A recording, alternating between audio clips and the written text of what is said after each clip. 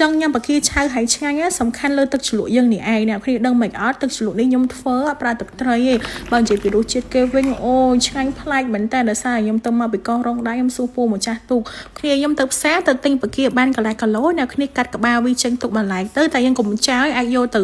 លីងឬក៏កំប៉ុងញ៉ាំតទៀតបានហើយយកតែខ្លួនវាអញ្ចឹងមកបកសម្បកវាឲ្យស្អាតហើយវះផ្នែកខាងក្នុងវានឹងយកអាចខ្មៅវានឹងចេញខ្ញុំធ្វើញ៉ាំខ្លួនឯងអញ្ចឹងធ្វើឲ្យស្អាតមកអ្នកគ្នាញ៉ាំស្និតមាត់អញ្ចឹងណាបកាឆៅនេះចង់ឲ្យសាច់មកវាផ្អែមហើយញ៉ាំទៅជប់ឆ្ងាញ់បងប្អូនតាមទឹកសូដាមួយកំប៉ុងអញ្ចឹងមកហើយដាក់ជាមួយនឹងទឹកកកប្រហែលដុំនេះឲ្យវាត្រជាក់ទុកវាប្រហែលជា15ទៅ20នាទីចោលកុំឲ្យខែតពេលយូរយកមកបុកខ្ទឹមសម្ទេសហើយនឹងគោជីវ៉ាន់ស៊ុយនេះឲ្យម៉ាត់សិនមកកុំភ្លេចបន្ថែមជាមួយនឹងអំបិលកន្លះស្លាបព្រាបាយយកអត់ប្រើទឹកត្រីទេហើយកុំភ្លេចឲ្យសោតជាមួយនឹងប៊ីចេង Happy Chest មួយស្លាបព្រាកាហ្វេផងដល់អស់នៅវាម៉ាត់អញ្ចឹងមក